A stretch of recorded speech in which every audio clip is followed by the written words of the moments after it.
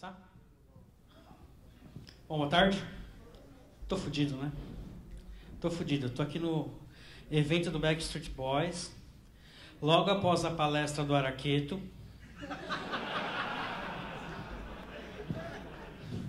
Daqui a 2 palestras vai ter o Justin Bieber. Cara, tô fudido. Não. Bom, meu nome é Anquises, trabalho na Versailles, numa área chamada Defense, mas eu também faço parte do Garoa Hackerspace, Garoa Hacker Club, né? O primeiro Hackerspace brasileiro. E também faço parte do capítulo brasileiro da Cloud Security Alliance. Então, depois também, quem quiser qualquer informação sobre essas 2 atividades, depois procura. Tanto a Cloud Security Alliance quanto o Garoa, a gente é aberto para quem quiser participar, tiver interesse. Mas aí hoje eu estou aqui para falar sobre computação em névoa, né? Ou seja, qual que é a motivação aqui? É justamente a questão que a cloud computing ela é legal, está na moda e tal, mas às vezes dá merda também, às vezes dá problema. Aqui eu peguei só 2 notícias, mas quem pesquisar vai ver que toda hora algum provedor de cloud está tendo algum problema, para de funcionar. Então aquela coisa que o pessoal fala, assim, cloud computing vai resolver todos os nossos problemas, vai ser legal, etc. Na verdade não é bem assim. Cloud computing é tão vulnerável, tão cheio de problemas, como qualquer outsourcing. Cadê o Gustavo? Só para exemplificar, né, peguei 2 notícias, uma de 2010, outra desse ano, coincidentemente relacionados à Amazon. 2 casos em que a nuvem da Amazon ficou fora do ar. A Amazon, que é o maior provedor de cloud. Melhor exemplo, né? Todo mundo usa como exemplo de cloud computing legal, funciona, tem vantagens, etc. Em 2010, um carro bateu num poste, né, e ficou sem energia o data center da nuvem. Em 2011, o estagiário foi fazer uma configuração de rede, né, foi fazer o upgrade lá da rede, fez uma cagada e a nuvem ficou fora do ar também. Então, ou seja, cloud computing às vezes falha, né? Às vezes a nossa nuvem ela pode evaporar. Então não é cloud computing, é computação em névoa, é fog computing.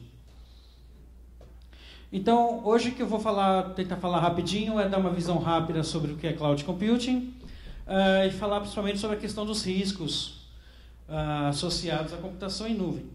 Aí cloud computing basicamente é um termo que está na moda, todo mundo fala, não, cloud computing é legal, vai revolucionar o mundo de TI, vai acabar com todos os custos, etc.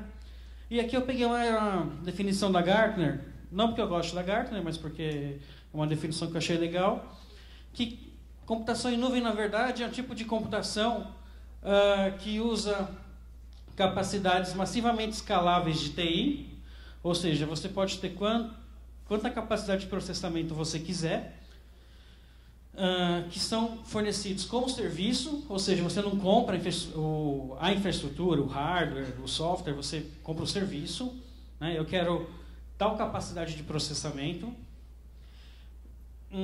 usando as tecnologias da internet, ou seja, tudo via internet, web, maravilhoso, etc.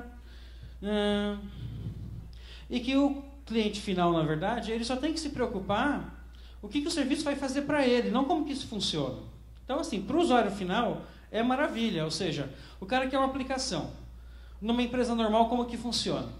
A área usuária quer uma aplicação. Claro, a área de call center fala, quero um sistema aqui para cadastrar atendente, cadastrar cliente, etc.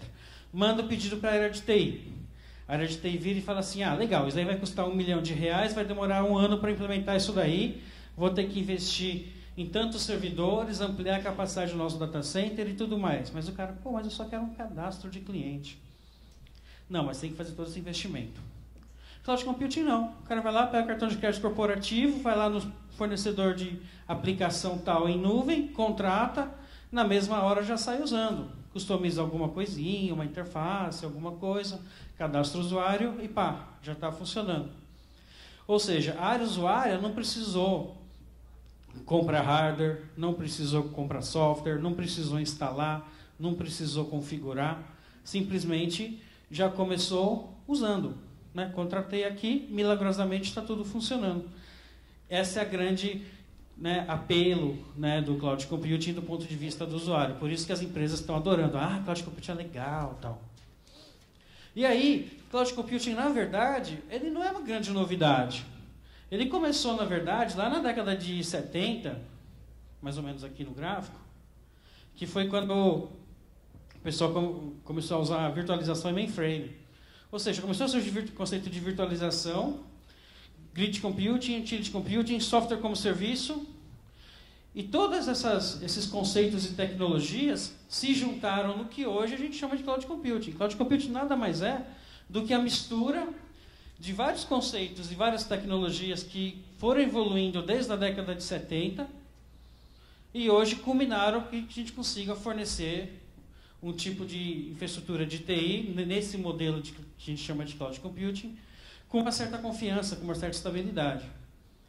E o mais interessante também é que, na verdade, da mesma forma que o Cloud Computing herdou toda essa evolução, né, ela herda naturalmente, né, os problemas de segurança de todas essas tecnologias no qual ela usa.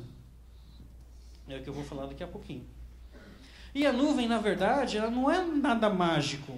Ela simplesmente é uma infraestrutura de TI hospedada em um ou mais ou vários data centers, né, uma infraestrutura física, ou seja, se bater um carro aqui, o negócio para de funcionar. Em cima disso tem uma plataforma, uma certa infraestrutura de software, sistema operacional, banco de dados, alguma coisa assim, né? E aí uma aplicação final que você vai montar em cima disso tudo. E aí você empacota isso tudo, fala que isso está na nuvem, né? Bota lá no folhetim de marketing e tal, né? Bota o Tom Hanks fazendo propaganda de nuvenzinha flutuando e tal, e isso vira computação em nuvem. Mas eu continuo tendo meu administrador de sistemas, inclusive o estagiário que faz cagada, né? Eu tenho meu desenvolvedor de aplicação e eu continuo tendo a camada 8, a camada do usuário, que vai acessar a aplicação via web. Então eu não mudei muita coisa na prática. Não é uma coisa assim tão sofisticada. E conceitualmente existem 3 tipos, normalmente, de fornecimento de soluções em Cloud Computing. O que nós chamamos de infraestrutura como serviço, ou seja, você compra uma infraestrutura de TI. Eu quero um servidor virtual com determinada capacidade de processamento e armazenamento.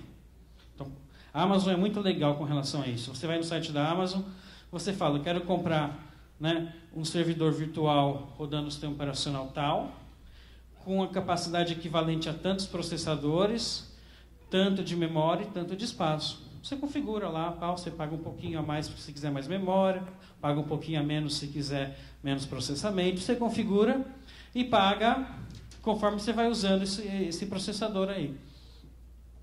Ou você pode comprar o que o pessoal chama de plataforma como serviço, que daí vai um passinho a mais, onde você compra o servidor, o banco de dados, mas em cima disso você coloca a sua aplicação. Ou seja, por exemplo, acontece em muita empresa, eu tenho uma aplicação legada da minha empresa, proprietária, que está lá há vários anos. Se eu quiser mudar para o ambiente de Cloud Computing, o que eu vou fazer? Eu vou jogar fora o meu hardware, contrato um hardware virtual, vamos chamar assim, né, com o sistema operacional lá pronto, bonitinho. Se eu precisar de um banco de dados, eu contrato também. E em cima disso eu coloco aquela minha aplicação. Eu não preciso que o cara desenvolva para mim, isso já tem desenvolvido, no caso bem específico. Ou, no caso que todo mundo fala, que Cloud Computing é legal, tá, é a questão do software como serviço. Eu compro um software pronto, né, rodando totalmente virtualizado, uma infraestrutura totalmente virtualizada, então eu vou comprar só o uso do software, né, seja um software de CRM, um software de automação de vendas, e por aí vai. Então tem dezenas de exemplos aí de softwares que são oferecidos hoje no modelo de software como serviço. E aí eu compro o software pronto, não preciso fazer nada, eu só vou lá e começo a usar. Cadastro usuários e começo a usar. E como que entra a segurança nesse caso? Aí, normalmente, o que acontece? Quando você já contrata o software pronto, software como serviço, toda a parte de segurança, toda a infraestrutura, toda a configuração de segurança é feita pelo provedor. Você já comprou o negócio pronto. Inclusive a segurança vem junto, a princípio. Inclusive isso normalmente é refletido nos termos de contrato de uso, aquele que a gente nunca lê. Então lá em algum lugar vai falar, cabe a mim, fornecedor do serviço, cuidar da parte de segurança, do ambiente, atualização de versão, etc. Um dia você vai lá, acessa o seu CRM virtual, por exemplo, está na versão X.Y. No dia seguinte, você acessou de novo, o cara já fez o upgrade da versão, você nem sabia, nem precisou saber. Né? Ele mesmo já cuidou de fazer a gestão da versão do software dele, da atualização, qualquer configuração de segurança. E aí tem o outro extremo. Se eu contrato o infraestrutura como serviço, ou seja, aquele servidor virtual, né, com sistema operacional X, cabe a mim, cliente, fazer toda a gestão de segurança desse ambiente. O cara vai me dar o servidor virtual, tudo bem, até a partir da virtualização ele cuida, a segurança do hardware, a segurança do sistema de virtualização que ele usa, o provedor está cuidando, mas o cliente final, a empresa que está contratando o serviço de cloud, ela que vai colocar a aplicação dela, ela tem que customizar toda a questão de configuração da aplicação dela. Então tem essa grande diferença aí quando a gente pensa em cloud computing. No modelo software como serviço, vem tudo pronto para mim. O usuário final não faz nada. No máximo que você vai fazer é customizar algum parâmetro de criação de usuário, alguma coisinha assim, padrão de usuário, mas já no seu contrato da infraestrutura, eu tenho que fazer tudo. Que tipo de autenticação, manter os sistemas atualizados e tudo mais. Então, quando eu começo a pensar em segurança em computação em nuvem, na verdade, o que acontece? Da mesma forma que computação em nuvem é um termo recente, é um conceito recente, é uma tecnologia recente, que ainda está em evolução, segurança nesse ambiente também está em evolução. Você começa a pesquisar na internet, não existia paper, ninguém falando de segurança em nuvem há 2 anos atrás, 3 anos atrás. Tudo começou mais ou menos em 2009, pessoal, a produzir material discutindo segurança em nuvem. Então, a discussão sobre segurança em nuvem é totalmente incipiente e ela vai evoluindo conforme mais gente vai pesquisando e conforme vai surgindo incidente ou cagada. Então, é uma coisa que está amadurecendo. E, de novo, o cara de negócio não está preocupado em segurança, está preocupado em resolver o problema dele. Né? Precisa de uma aplicação para funcionar, né? Se vai ter segurança ou não. Né? Fica o discurso de marketing dizendo que na nuvem tudo é maravilhoso, tudo funciona, não dá problema, o seu data center está ruim, mas na nuvem tudo é maravilhoso. E o executivo acredita e vai contratando. Então, cloud computing, ela não dá para dizer que ela é seguro. Na verdade, sim, depende do que você considera seguro. Eu já vi muitas vezes as pessoas exigindo níveis de segurança para o fornecedor de cloud computing muito maiores do que ele tem hoje no ambiente dele. É coisa muito comum acontecer também quando você faz uma terceirização. Você acaba, quando faz uma terceirização, você exige controles muito maior do que você já tinha. E essa acaba sendo uma das vantagens de quem faz terceirização. Uma vantagem indireta. Mas aí, tá ruim de ler, né? Eu vou dizer assim, segurança depende do quê? Né? Qual que é o contexto que eu estou discutindo a questão de segurança? Na verdade, segurança, no fundo, sempre foi e continua sendo uma questão de análise de risco.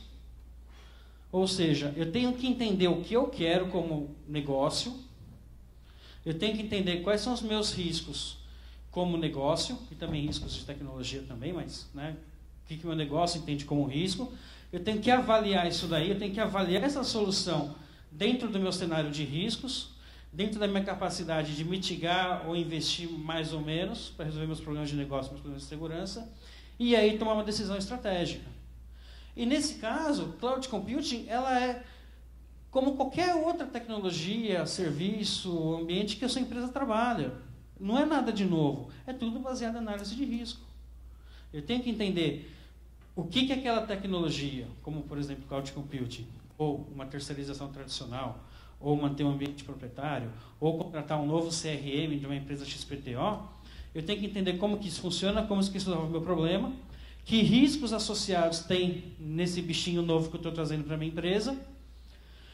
Cada risco que eu identificar, eu vou dizer se esse risco é importante ou não, se eu consigo resolver esse problema, né, que a gente chama de mitigar, se eu consigo dar um jeitinho, ou se esse risco ele não é tão importante, eu descarto ele, ou ele é muito improvável, eu descarto ele. Eu tenho que tomar uma decisão em cima desses riscos. Então, todo esse processo depende de ser cloud computing ou qualquer outro serviço, mas tem que existir.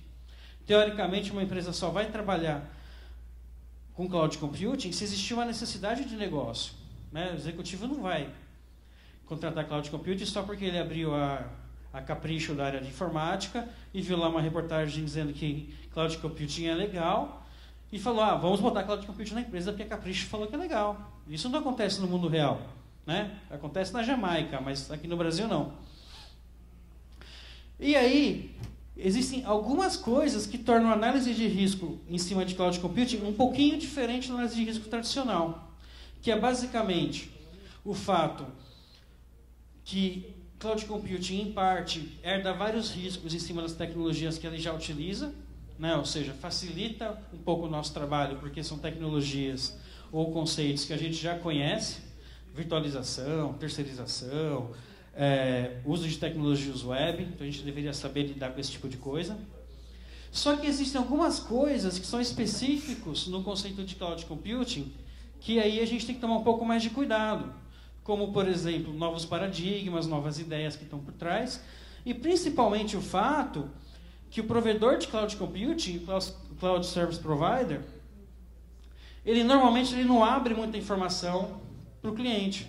Ele fala, você contrata minha nuvem. Daí vai o Alexis lá, né? Ei, mas como que essa nuvem funciona? O cara, não, você tem que contratar. Daí o Alexis, não, mas eu quero saber como esse negócio funciona. Não, tá aqui, ó, você clica aqui na página, dá um ok, você contrata o serviço, bota o seu número do cartão de crédito, tudo bem. E acredita na gente que o negócio funciona. Você vai, de repente, terceirizar lá sua operação de TI num grande data center, por exemplo, aqui no Brasil, sei lá, né, data center lá do Gustavo, ou qualquer outra empresa que a gente conhece que existe aqui no Brasil, você faz todo o processo de auditoria, visita o data center, quer fazer um tour no data center, ver todos os racks arrumadinhos, todos os funcionários arrumadinhos. Para você entrar no data center, você tem que botar toquinha, sapatinho especial, avental, etc. Eu já fui em data center que o cara chega assim, tem um quadradinho no piso elevado, né, que tem um buraquinho lá com vidro, que você vê os cabos passando tudo bonitinho, né, tudo organizadinho. Talvez seja só o único pedaço do data center que o cabo está organizado, mas ali está. Né, ó, que é tudo bonitinho, arrumadinho, organizadinho, os racks tudo numerado, tudo bonitinho. Vai fazer isso na nuvem da Amazon. Vai fazer isso na nuvem da sei lá o quê, da Salesforce. Cadê seu data center? Está na nuvem. Ah, mas eu quero auditar. Não pode. Ah, mas eu vou pegar um avião, um balão e vou lá ver a nuvem. Não pode. Entendeu? É totalmente obscuro. Acredita no que está escrito no meu site, clique OK, aceito e está funcionando.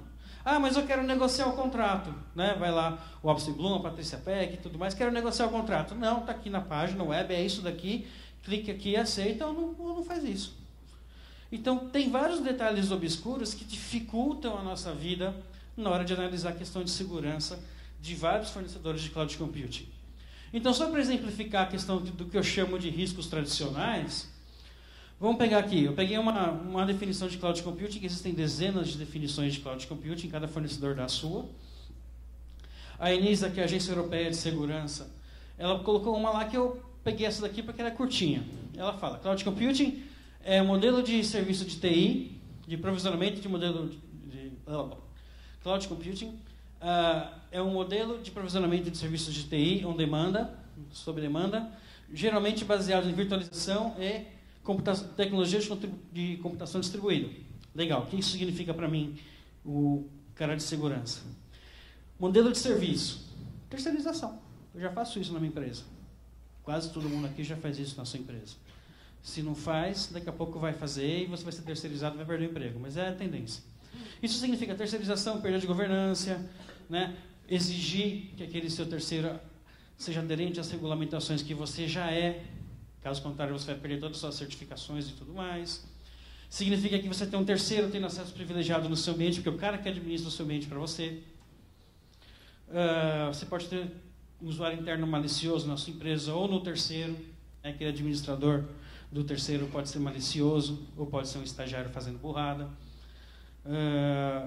Questão da segurança física do ambiente. Isso tudo já existe em qualquer terceirização que você vai fazer na sua empresa.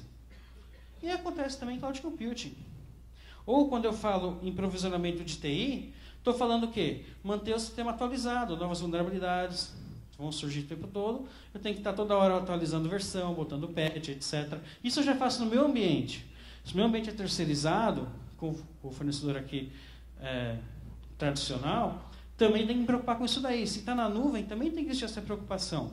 De novo, questão do administrador, questão de exaustão de recursos, eu contratei uma quantidade X de capacidade de processamento ou de hardware. Se isso estiver sobrecarregado, tem que contratar mais hardware ou qualquer coisa assim. A questão da virtualização, ou seja, a tecnologia de virtualização, elas também têm vulnerabilidades. Toda hora surge nova vulnerabilidade do sei lá quem, novo patch do sei lá quem e tudo mais. Tem a administração dos servidores virtuais, o administrador dos servidores virtuais. A segregação dos dados entre os servidores virtuais. Roubo de dados, backup e tudo mais. E quando eu falo em computação distribuída, eu estou falando o quê? Várias máquinas rodando em vários lugares, falando entre si, eu tenho disponibilidade, performance, interceptação do dado entre as máquinas, ou do meu usuário para o servidor na outra ponta, e tudo mais. Ou seja, são riscos que eu já devia conhecer, eu já devia saber tratar isso tudo, já existem no meu ambiente e vão continuar existindo no modelo de cloud computing. Até aí não estou falando novidade nenhuma. A novidade entre o quê? Alguns paradigmas novos quando a gente pensa em cloud computing. Primeiro, aquela questão, você perde totalmente o controle. Seu ambiente não está mais perto de você, não está onde você consegue ver, onde você consegue visitar, é totalmente em algum outro lugar. Não existem mais os controles físicos. Não existe mais a segurança de perímetro. Quando você fala acabou a segurança de perímetro, não tem que pensar em firewall, DMZ, etc., deve ter um monte de profissional de segurança que abenda nessa hora. O cara despiroca. Não, peraí, mas segurança é você botar firewall, IPS, DMZ e pronto. Né? O cara, desde criancinha, aprendeu que segurança era botar firewall, fazer DMZ e botar IPS. Agora você fala, não, agora está tudo na nuvem, não tem mais firewall, não tem DMZ. Como você botar uma DMZ na nuvem? Peraí, não tem. Aí o cara despiroca, né? Fala aí, e agora o que eu faço? Para a empresa, tem uma vantagem e uma desvantagem. Não precisa mais ter um time de segurança dedicado. Né? Para a empresa, menos pessoas para contratar, para manter, etc. E aí a empresa pode focar principalmente na questão estratégica da segurança, a segurança do negócio, não mais se preocupar na operação de segurança, quando joga tudo para um terceiro ou joga tudo para a nuvem. Então já começa a ter um pouquinho de vantagem também aí. E aí quando eu penso nos riscos da computação em nuvem, primeiro a questão de proteção dos dados e privacidade. Primeira coisa que vem na mente de todo mundo. Opa, estou pegando meus dados da empresa, de negócio, estou jogando para um terceiro que está fisicamente em algum lugar que nem só Deus sabe onde é. Então eu tenho toda a preocupação com a segurança desses dados de negócio. Como que esse fornecedor de cloud faz a gestão dos meus dados, né? Se ele tem política de backup, etc. Né? Agora o meu dado está sendo transferido através do mundo. Ou seja, antigamente, quando o meu analista qualquer ia botar uma informação no meu sistema, estava tudo dentro da rede corporativa, saía do computador aqui na mesa do usuário, passava pelo switch, chegava no meu data center e estava no servidor. Agora não, agora essa informação de negócio está saindo do micro do usuário, indo pela internet, navegando sabe-se Deus aonde, para chegar lá no servidor. Ou seja, agora eu tenho um caminho muito maior entre meu usuário e a minha informação, que está armazenada não sei aonde. E aí eu tenho vários pontos de falha, de capacidade de interceptação e tudo mais. Então eu posso ter interceptação dos dados em trânsito ou dentro da nuvem. Né? Eu tenho o administrador malicioso lá dentro no provedor de nuvem, ele pode interceptar os dados dentro dos meus servidores virtuais lá dentro da nuvem. Tem também a questão da segregação dos dados entre os clientes daquele fornecedor, dentro daquela máquina virtual, daquele ambiente virtualizado, e a remoção insegura dos dados. Ou seja, suponha que eu cancelei o contrato com aquele fornecedor de nuvem. A partir de agora eu não quero mais trabalhar com você, vou trabalhar com outro, etc. Desabilita minha máquina virtual. Legal, como que ele vai limpar isso daí? Nós que somos profissionais de segurança, devíamos ser totalmente paranoicos com relação a isso. Cadê o Bordini? Já foi embora? Né? Caso do Bordini. O cara foi lá de Santa Efigênia, comprou um monte de HD, né, de empresas lá que venderam computador velho lá para Santa Efigênia para ser revendido, e os HDs cheios de dados das empresas, dados de negócio, clientes, tudo mais. Se existe essa preocupação quando eu penso em servidor normal, na nuvem também existe. Meu dado estava lá em algum lugar. Quem garante que aquele cara realmente limpou tudo que tinha? Ou não? Que técnica que ele usou? Eu já vi máquina para picotar HD. É uma máquina desse tamanho. Você bota um HD de um lado e sai pó do outro. Olha o nível de paranoia que a gente pode chegar. E aí, como que eu picoto uma nuvem? Sei lá. Como que a gente pode pensar em mitigar isso daí? Pensar em soluções de cloud computing, ou fornecedores de cloud computing, ou adaptar minha aplicação em cloud computing para que ela suporte criptografia dos dados, criptografia da comunicação, bom e velho SSL, ou alguma coisa de VPN, questionar e avaliar e exigir procedimentos de segurança de dados do fornecedor de cloud, pensar em fazer auditoria periódica dentro desse ambiente, de como que esse fornecedor está fazendo isso daí, né? Chama o pessoal do DCLabs para fazer pentest e tudo mais. E nível de serviço, né? Chamar aí os advogados para discutir nível de serviço. Espera aí.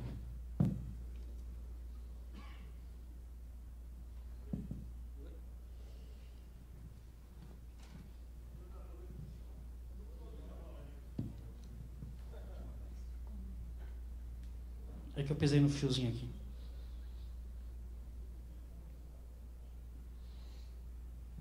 E aí entra uma questão interessante que existe na computação em nuvem, a localização física dos dados.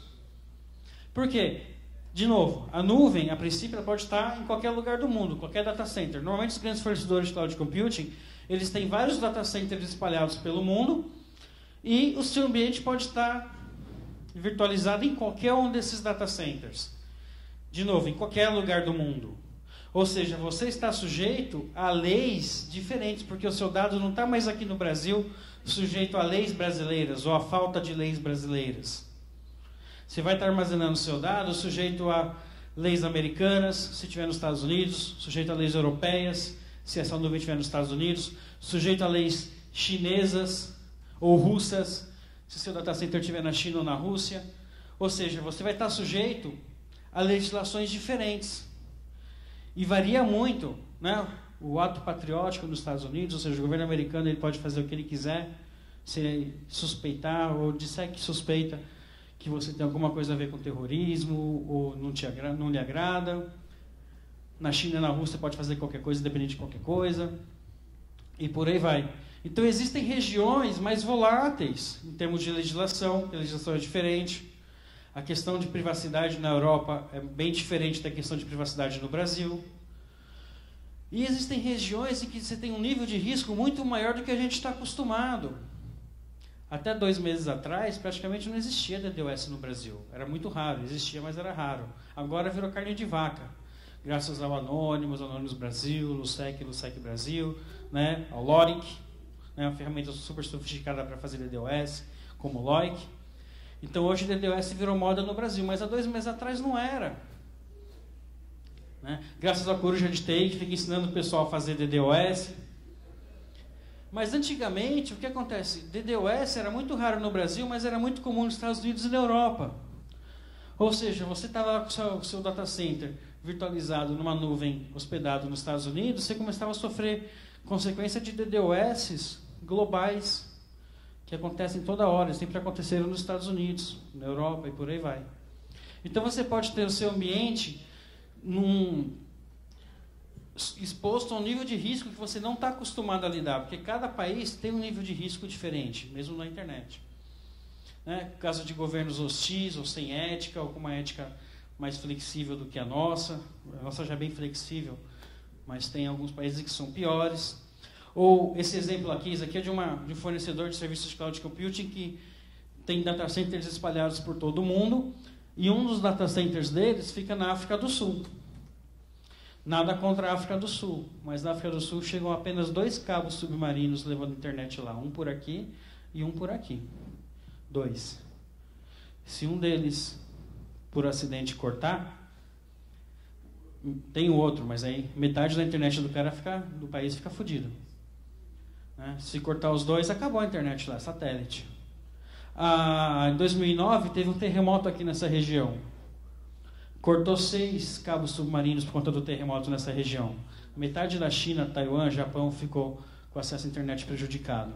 Se o seu serviço lá em cloud computing tivesse hospedado aqui, você que está no Brasil, que não tem terremoto, não tem tsunami, não tem nada, podia ficar fora do ar, sem conseguir operar, porque teve um terremoto aqui na região do Japão, da Coreia do Sul, etc. 2009 também, comecinho de 2009, se não me engano, passou um navio com uma âncora doida aqui nessa região aqui, perto do canal de Suez, e arrancou uns 3 cabos submarinos de uma vez. E aqui passa cabo submarino que liga a internet, né? A internet, na verdade, não é assim, nada mais é do que um monte de cabo submarino ligando um monte de região do mundo inteiro, né? Não tem milagre. Os dados têm que passar por algum lugar. Aí o que acontece? Arrancaram uma âncora doida, arrancou 3 cabos submarinos aqui, prejudicou a comunicação que vem dos Estados Unidos, Europa, para essa região aqui da Ásia. Ou seja, o pessoal falava na Índia que a velocidade de internet na Índia virou semelhante à da IOAP. Por quê? Não tinha mais como o tráfego de internet sair para cá, teve que ser tudo roteado através da China, Japão e Ásia para o resto do mundo. Não tem milagres. Então a gente está sujeito a esse tipo de risco que a gente não estaria acostumado a enfrentar no caso do brasileiro. E aí o que a gente pode mitigar? Eventualmente, discutir com o seu fornecedor de cloud computing onde que ele vai hospedar seus dados. Em alguns casos, você consegue definir onde você quer que seu dado fique hospedado geograficamente. A Amazon permite isso. Você pode selecionar quais dos principais data centers localizados aonde você quer hospedar o seu servidor virtual. Você paga uma taxa a mais por isso, porque o cara também perde flexibilidade, mas você tem essa opção. Ou, de preferência, né, primeiro, a fornecedores, se você, para o seu negócio, achar que isso é relevante, dê preferência a fornecedores que garantam a localização dos dados, que permitam que você configure isso daí, evitar provedores que tenham um data center em países que você eventualmente considere hostis, do ponto de vista legal, ou de riscos, etc. E você pode, preferencialmente, optar por usar fornecedores de nuvem baseados no seu próprio país, ou que tenham um data center no seu próprio país, porque fica as coisas muito mais fáceis de gerenciar, de analisar, de pensar. Outra questão é a parte da disponibilidade, ou seja, eu estou jogando minhas informações na nuvem. Ou seja, eu estou acessando o meu ambiente, minha aplicação corporativa que antes estava do meu lado, eu estou acessando em algum ponto da internet. Ou seja, toda a comunicação entre o meu usuário e o meu ambiente agora de negócio está passando pela internet, então está dependendo de toda a infraestrutura de comunicação entre eu e a internet. Inclusive, minha infraestrutura de comunicação local, meu link com a internet, meu firewall corporativo, que antes você podia ter um firewall simples, sem redundância, porque se aquele firewall parasse, o máximo que ia acontecer é o meu funcionário parar de mexer no Twitter, mas eu continuo conseguindo faturar, continuo conseguindo atender telefone no meu call center, etc. Mas se eu jogar na nuvem, o que acontece? Aquele firewall teve que parar em manutenção ou pifou, porque é uma única máquina rodando no Xing Ling, que muita empresa faz isso até hoje. Aí se esse firewall pifar, o meu cara de call center não consegue mais acessar minha aplicação de atendimento ao cliente final.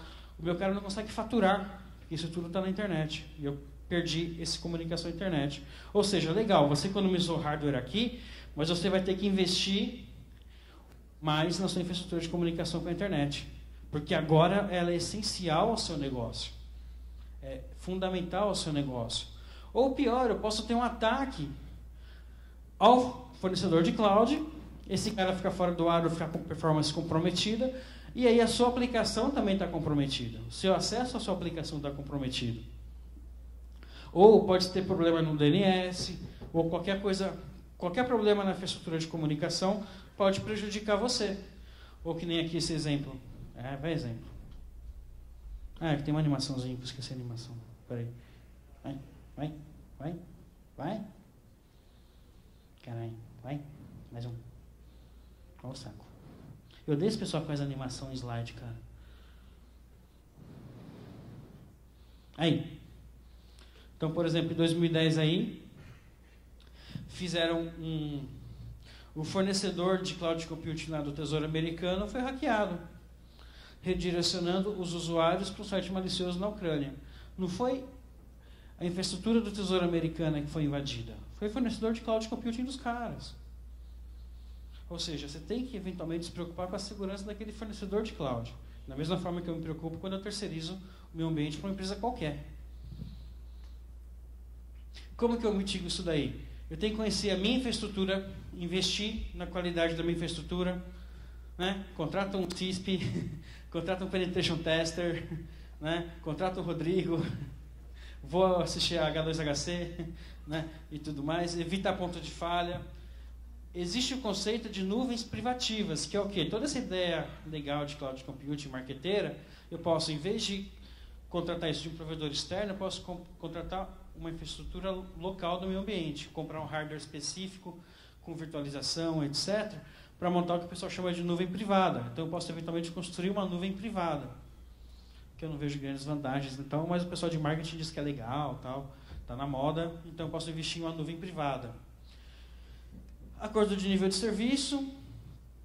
E aí eu pergunto, assuma que vai ter pelo menos uma falha por ano nesse seu fornecedor de cloud computing. Você vai ficar pelo menos um dia sem conseguir operar por algum desses vários motivos imaginários. Qual que seria o impacto para o seu negócio? Você consegue ficar um dia sem operar? Você consegue, sei lá, voltar no papel, emitir nota na mão, né? Esses dias eu estava lá nos Estados Unidos, tinha que pegar um voo aqui para o Brasil, o sistema lá da United ficou fora do ar. Check-in. A pessoa estava fazendo check-in em papel. Você chegava lá no negócio do check-in, né? Você falava assim, ó, eu tenho uma reserva para o voo tal, no assento tal. Ela preenchia um papelzinho, eu devia ter tirado foto, porque nunca mais na vida acho que eu vou ver isso daí de novo. Ela preenchia um papelzinho e te entregava e falava assim, ó, você vai lá no portão na hora de embarque e mostra isso daqui e você entra. Ela nem tinha como verificar se minha reserva existia, se era verdadeira ou não, porque o sistema estava totalmente fora do ar. Uma companhia aérea gigantesca fora do ar. Aí existe uma outra questão bem interessante da portabilidade das nuvens. Porque o que acontece? Cloud Computing é um conceito que cada um implementa como quer, usando a tecnologia que quer. Então, assim, não existe nenhuma interoperabilidade entre os fornecedores de Cloud Computing. Então, se eu contrato um ambiente num provedor de cloud, eu casei com o cara. Eu casei com ele. É pior que casamento, né? Porque daí, assim, se eu precisar sair de lá e migrar para outro ambiente, eu não consigo, não tem portabilidade. Já é um parto você fazer a migração do seu ambiente atual para o ambiente de nuvem, você vai ter que mover seus dados de alguma forma, você vai perder um certo tempinho para mover sua aplicação local para um ambiente de nuvem. Mas agora, se eu mudar de um fornecedor de cloud para outro, ferrou, porque daí eu não tenho interoperabilidade entre eles. Eu posso pegar uma nuvem da Amazon e jogar na Google, ou na Microsoft, ou na IBM, ou na Local Web, ou no UOL. Eu tenho que fazer tudo de novo do zero. Eu tenho que exportar os dados e importar de novo. Para tudo e faz. Não tem portabilidade nenhuma. Então, eu dependo totalmente do fornecedor de nuvem, né? De novo, eu casei com um cara, né? Mulher, né? Ex-mulher é para sempre, né, cara? Então é aquela coisa, eu casei com um cara. Então, o que acontece? Já aconteceu, somente quando teve o pico da crise em 2009, de alguns fornecedores de cloud computing irem para falência. O cara fala assim, manda um comunicado para você, olha, fudeu, estou sem de grana, vou fechar a empresa daqui a um mês. Não vou mais atender nenhum contrato e tchau, bau. Você faz uma hora dessa? Fudeu. A empresa fechou. Existe um pessoal divulgando, criando o que chamam de princípios do Open Cloud, né? O Open Cloud Manifesto, né? Tem aqui até o site opencloudmanifesto.org, que todo mundo tem que ter direito a ter uma nuvem usando padrões abertos e tudo mais. Mas assim, isso por enquanto é só uma ideia, uma discussão. Eu já vi até empresa que ela tenta vender algum serviço disso, dela criar uma camada intermediária entre você e o fornecedor de nuvem. Então ela faz toda essa questão da aplicação, porque aí você consegue mudar de uma nuvem para outra, de um fornecedor diferente para outro. Mas isso ainda não existe assim de uma forma geral. Então assim, você continua com esse risco de casar com o fornecedor de nuvem. Existe a questão dos aspectos legais, que é um pouquinho relacionado ao que eu falei da localização geográfica. Ou seja, eu tenho que entender e respeitar as leis do local onde o fornecedor de nuvem está baseado. Ou pode ser até mais complexo do que isso, né? Posso ser uma empresa brasileira contratando uma nuvem de um fornecedor, por exemplo, americano, que está hospedando os meus dados e aquela nuvem na Conchinchina. Então eu tenho que me preocupar com as leis brasileiras, as leis americanas e as leis da Conchinchina. Então pode ser muito complexo essa questão de legislação. Tem que se preocupar com a questão de regulamentação do seu fornecedor de nuvem, que é a preocupação que a gente já tem com a terceirização. Ou seja, se eu sou sujeito, por exemplo, ao PCI, o meu fornecedor de nuvem, quando hospeda a minha aplicação, que também manipula cartão de crédito, também tem que atender ao PCI. Eu estou falando de um contrato com terceiros, uma terceirização, eu tenho que ter toda essa preocupação com isso. E se tem alguma falha aí nessa parte legal, eu vou ter uns riscos legais aqui, dentro da minha empresa.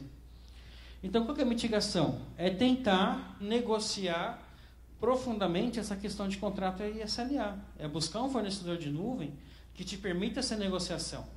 Você pode até virar e falar assim, não, mas sei lá, por exemplo, vai chutando, a nuvem lá da Amazon, da Microsoft, da IBM é super legal, atende tudo que eu quero, mas você não consegue mudar uma linha do contrato padrão dos caras.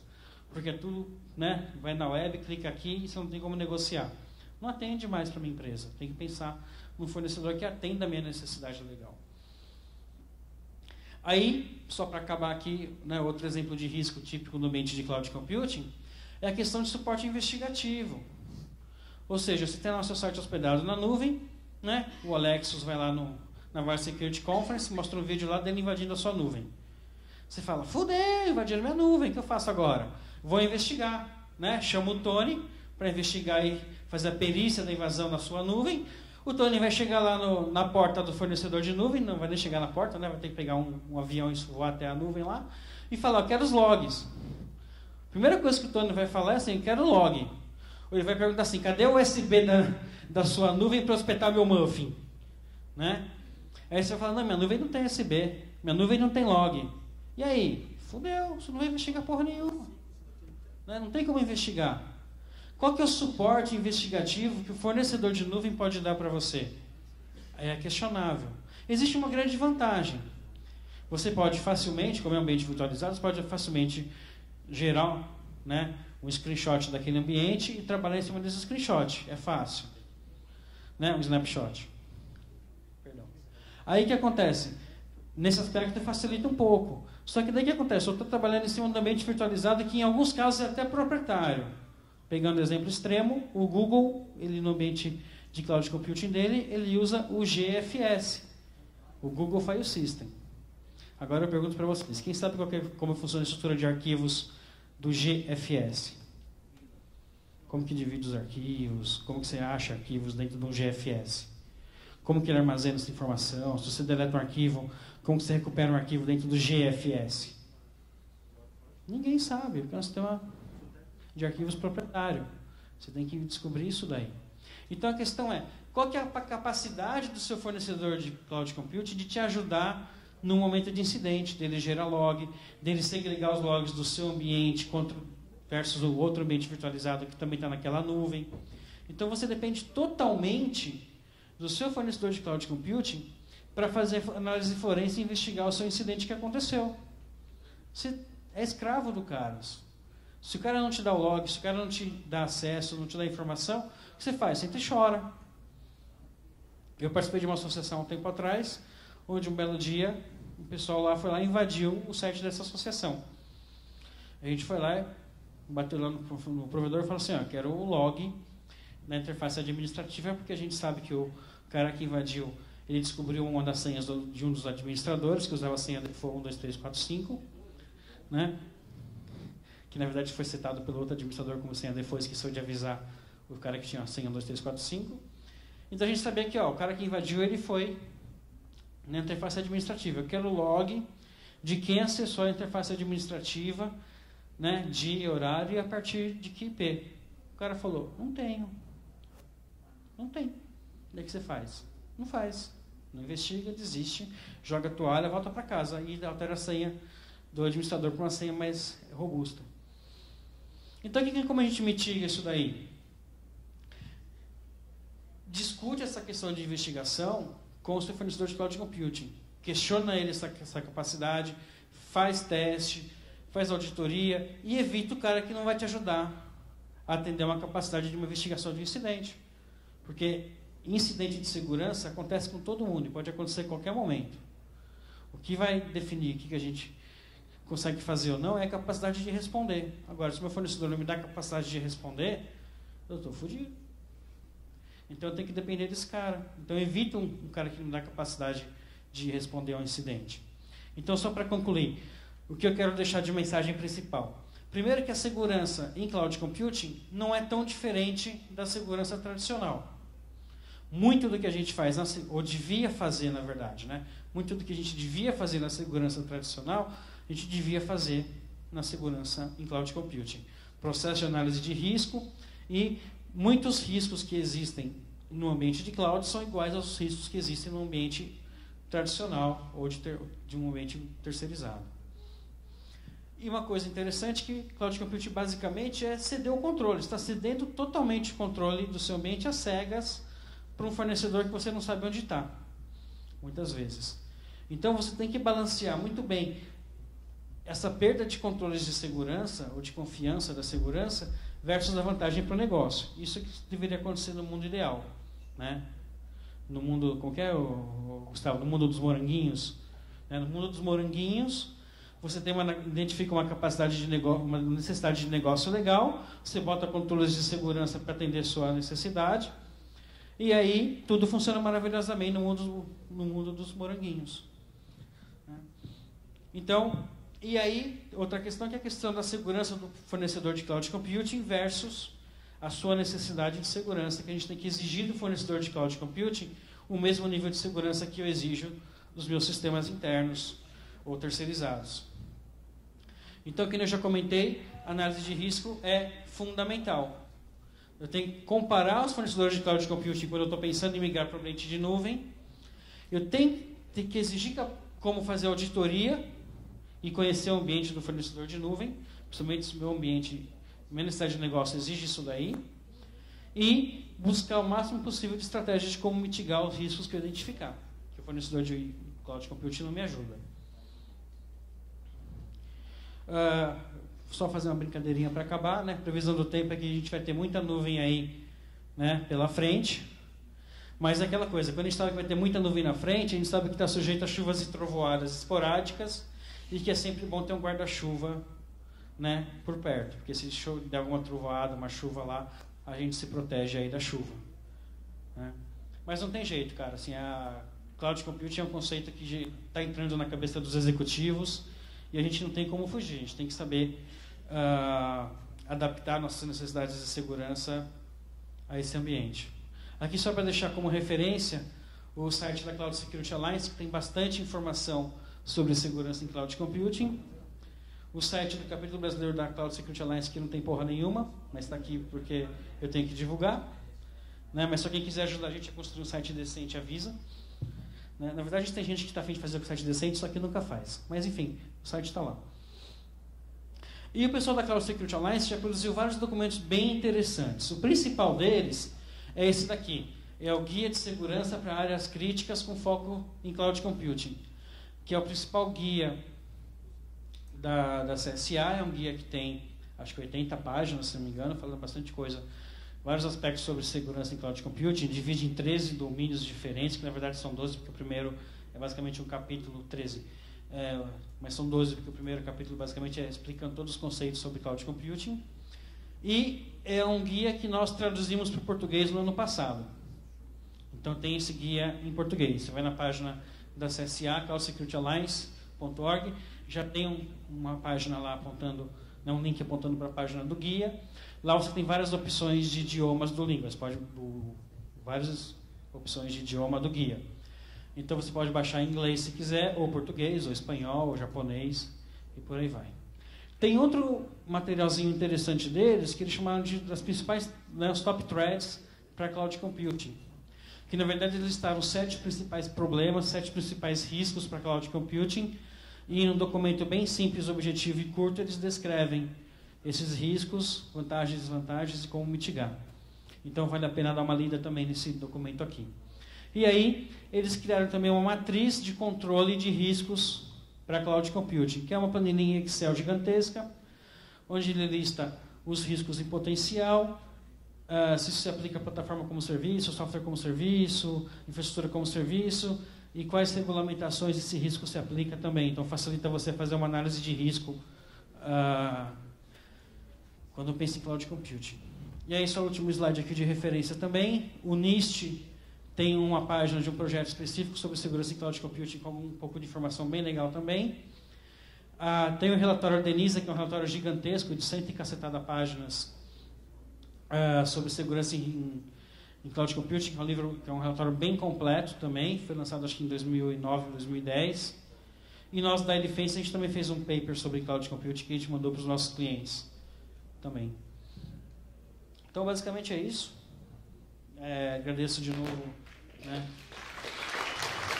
All Backstreet Boys. You are my fire. Perguntas, gente? Perguntas. Ele não. Meu nome é Pedro. Você trabalha na IBM? E você não acha que Cloud Computing foi criado para fazer o seguinte, dizer para o cliente que agora ele se fudeu?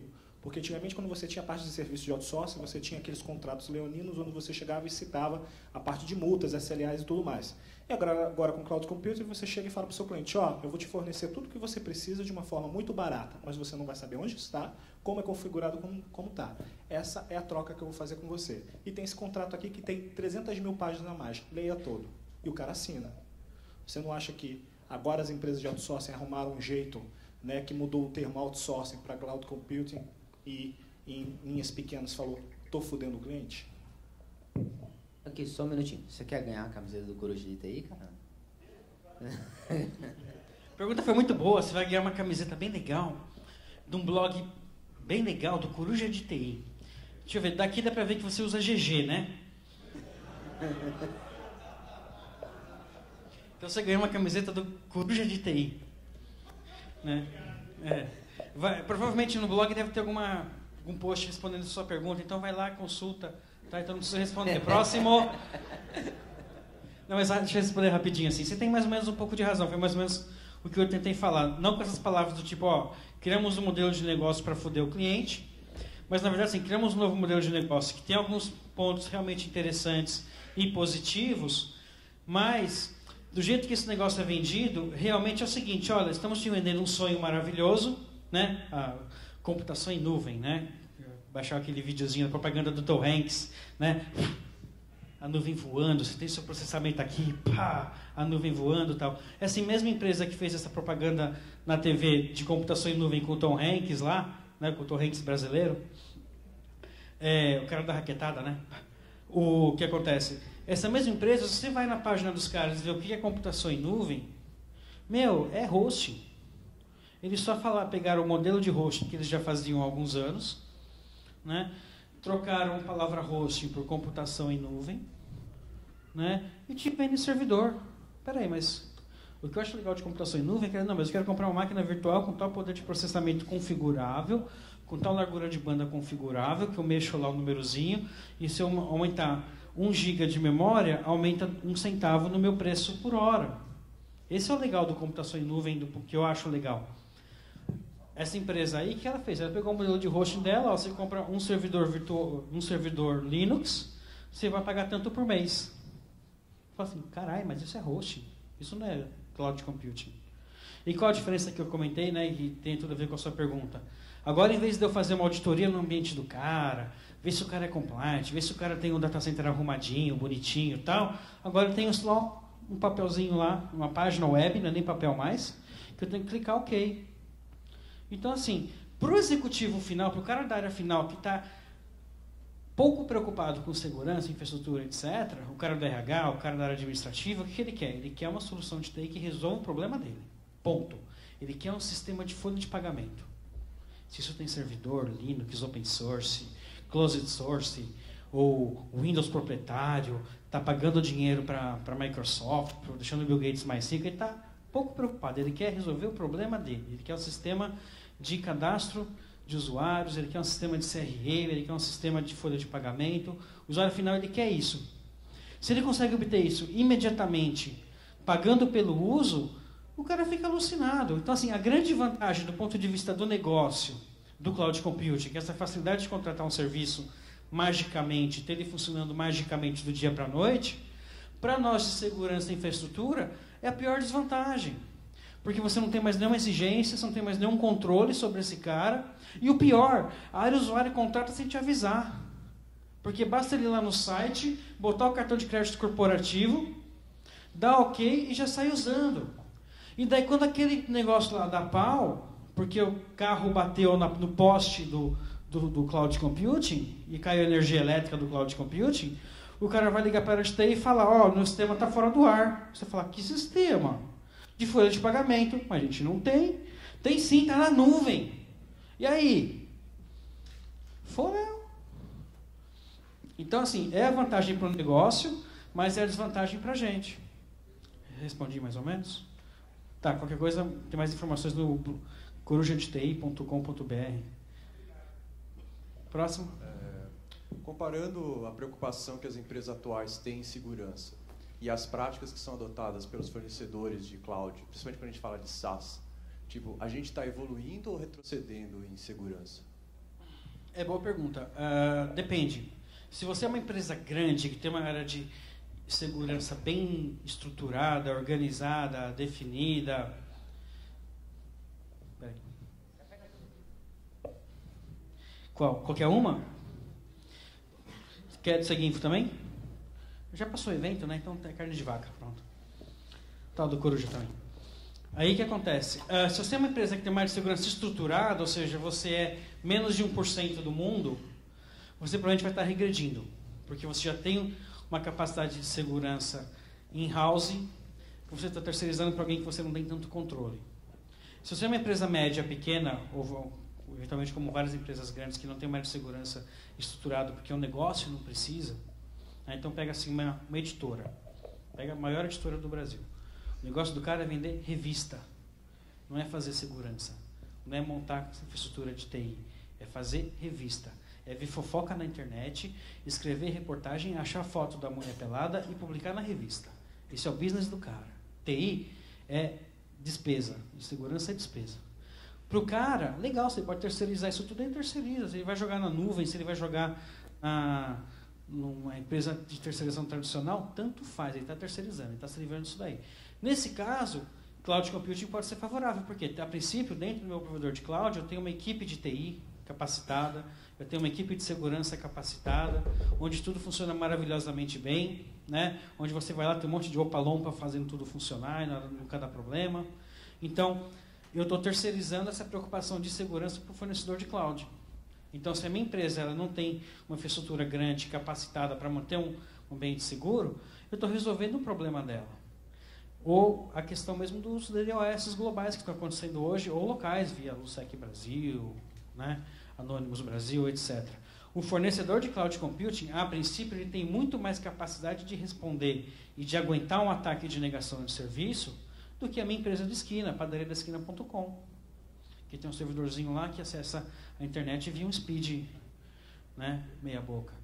Então, assim, a princípio, o meu fornecedor de cloud computing ele tem muito mais capacidade de responder a um ataque ou de resistir a um ataque, de fornecer capacidade de segurança do que uma empresa mediana, média, pequena, tem capacidade de implementar por si só. Então, dependendo da sua empresa, cloud computing ajuda a questão da segurança, ou dependendo da sua empresa, você está terceirizando cegamente a sua capacidade de se defender. Natise. Oi. Continuando aí com a questão segurança, como que você vê aí para o futuro a questão da pessoa maliciosa que vai lá, já que tem tanta facilidade com o cartão de crédito, eu vou lá, compro o meu serviço, hospedo o phishing, aproveita essa largura de banda do provedor para fazer ataques. Como é que fica isso e o que você acha que eles vão prever aí para a questão de resposta a incidente a esse tipo de questão? Assim, eu não preciso prever isso para o futuro, porque isso já está acontecendo. Já tem vários casos, eu já Eu tenho uma palestra que eu falo sobre segurança cloud computing, que eu dei há mais de um ano atrás, em que o último item da palestra, que eu não dei aqui para economizar tempo, era o uso malicioso da nuvem. Isso já existe. Já tem gente usando cloud computing para hospedar arquivos maliciosos, para fazer controle de botnet através de cloud computing. Saiu recentemente um paper de um pessoal usando a capacidade do Google para fazer ataque, né, usando a nuvem do Google, né, a capacidade de processamento da nuvem do Google para disparar ataques de DOS partindo do Google. Então existe. Da mesma forma que a tecnologia pode ser usada para o bem, ela pode ser usada pelo espírito de porco para fazer o mal. Entendeu? Com a grande vantagem, que é o seguinte, eu compro tudo isso via cartão de crédito. E para o cara do lado negro da força, é melhor ainda, que não precisa nem usar o dele. Ele já rouba o cartão de crédito e já contrata o serviço virtual. Então, assim, já tem vários casos conhecidos na mídia sobre o uso malicioso de cloud computing. Desde, por exemplo, montar um ambiente de cloud computing para fazer quebra de senhas. E quebra de senha é o quê? Ataque de dicionário, né? É uma coisa altamente que consome poder de processamento. Então eu jogo na nuvem, poder de processamento quase ilimitado, né? Eu quebro senha muito mais rápido. Hospedagem de botnets, né? Em cloud computing, principalmente a partir o servidor central, né? De comando e controle da botnet. A gente já tem até caso, por exemplo, de botnet usando o Twitter para se comunicar, né? Você hospeda as máquinas, você tem as máquinas infectadas, para ela falar com o servidor da botnet, em vez dela falar direto com o servidor, ela manda uma mensagem via Twitter, numa conta específica, né? Por quê? Twitter todo mundo acessa, HTTP, passa por todos os firewalls, né? A menos que você saiba que existe lá uma conta que, em vez de estar sendo usado para divulgar fofoca, está sendo usado para mandar comando para a botnet, você usa o Twitter para comunicar a sua botnet com o seu servidor central. Então existe já é realidade, já é verdade.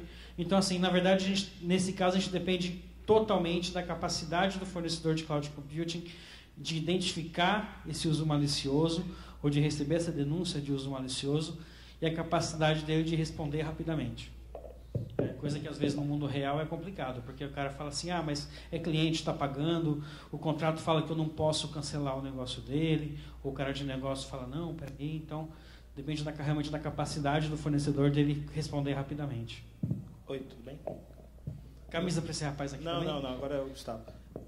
Assim, falando trabalhando numa das empresas que fornece cloud computing, para a gente, para os grandes, as empresas que você citou, por exemplo, não são clientes. Vamos citar nome de empresas, Stan, Gol, Vale, Grupo Abril. Isso não é cliente cloud computing. Banco não vai para cloud computing. Não é porque, primeiro, a parte da legislação brasileira e da legislação mundial, e segundo, também core business, como você citou muito bem.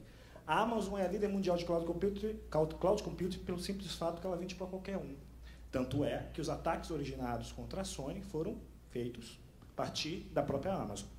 Tá? Então, assim, não a partir da Amazon, né? Mas sim a partir de gente contratando o serviço da Amazon. Gente maliciosa. Perfeito. Então, assim, se não tivesse cloud computing, você não teria o Facebook. Se não tivesse cloud computing, você não teria o Twitter e uma série de outros serviços para a internet. Então, hoje a discussão executiva, vamos falar assim, a discussão executiva das grandes empresas é assim, para quem que eu vou vender cloud computing? Se eu vendo grandes contratos de terceirização, para quê? Se o meu cliente, grande contrato de terceirização, gente, estou falando de 200 milhões de dólares, 1 bilhão de dólares. Esse cliente não compra cloud computing. Então, para que eu vou vender? Para que eu vou ter essa oferta? Então, deixa para a Amazon. Eu posso chegar como fornecedor e falar, eu tenho cloud computing. Você chega para o cliente, você vai comprar? Não.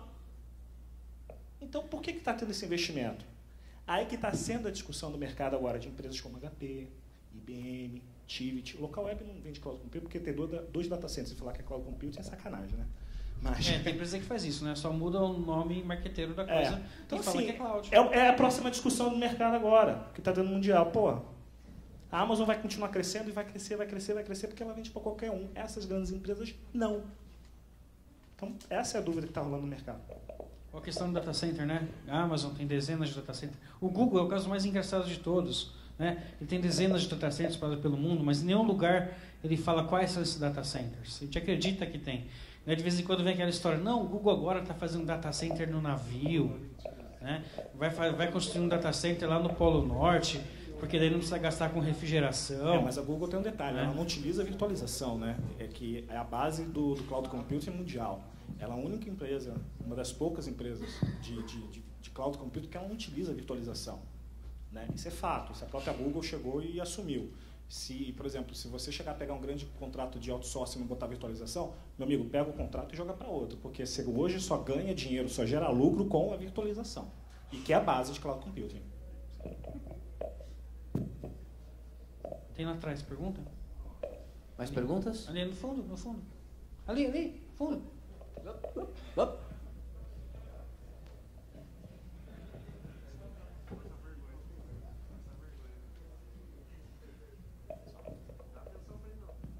É bom que eu vou emagrecer. Boa tarde. A resposta de cloud computing não é para os profissionais de TI, que, por exemplo, como você já citou. Eu tenho uma padaria, o negócio da padaria não é informática. Não tem porque o cara do negócio da empresa entender de informática. Então, o cloud computing não vem como resposta dos profissionais de TI que não estão se especializando no negócio. Você não está ajudando a sua empresa a agregar valor nela, você está vendendo segurança. Então, os profissionais que estão, os gestores, as pessoas de negócio não estão se preocupando mais com cloud, porque o profissional de TI abandonou meio o negócio da empresa hoje? É mais ou menos por aí, eu concordo totalmente. Na verdade, sim, cloud computing é a resposta do mercado à TI corporativa, que sempre foi lenta e cara para responder à necessidade de negócio.